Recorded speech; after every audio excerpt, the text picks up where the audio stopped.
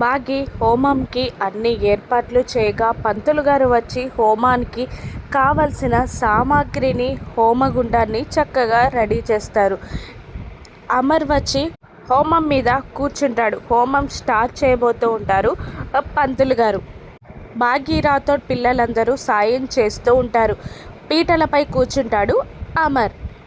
మరోవైపు మనోహరి టెన్షన్గా అంజు శరీరంలో ఉన్న ప్రచండని ఇలా అంటూ ఉంటుంది. హోమం మొదలవ్వక ముందే నువ్వు ఇంటి నుండి వెళ్ళిపో ప్రచండ అని అంటూ ఉండగా హోమం పూర్తయ్యే లోపు ఆ బుజ్జమ్మ శక్తులని లాక్కొని వెళ్తా అని అంటూ ఉంటాడు ప్రచండ.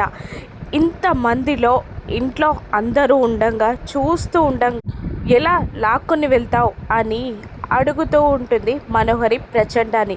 ఎందుకంటే బుజ్జమ్మని అంతం చేసి శక్తులు లాక్కొని మరీ వెళ్తా అని అంటుంటాడు ప్రచండ.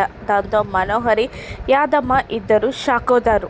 ప్రచండ తన ప్లాన్ ప్రకారం రూమ్లో మొబైల్ పట్టుకొని నిలబడ్డ బుజ్జమ్మ దగ్గరికి వెళ్ళి, బుజ్జమ్మ, నిన్న మనిద్దరం టెర్రస్ పైన బాల్తో ఆడుకున్నాం కదా, కానీ వచ్చేటప్పుడు బాల్ తీసుకురాలేదు, తీసుకొద్దాం పదా అని చెయ్యి పట్టుకొని టెర్రస్ మీదికి తీసుకెళ్తుంది అంజు. అదే ప్రచండ కోపంగా చూస్తూ తీసుకెళ్తుంది ప్రచండ బుజ్జమ్మని. కానీ బుజ్జమ్మ అదేది పట్టించుకోదు. టెర్రస్ మీదికి వచ్చాక నువ్వు అటువైపు వెతుకు, నేను ఇటువైపు వెతుకుతాను అని అంటూ ఉంటాడు ప్రచండ.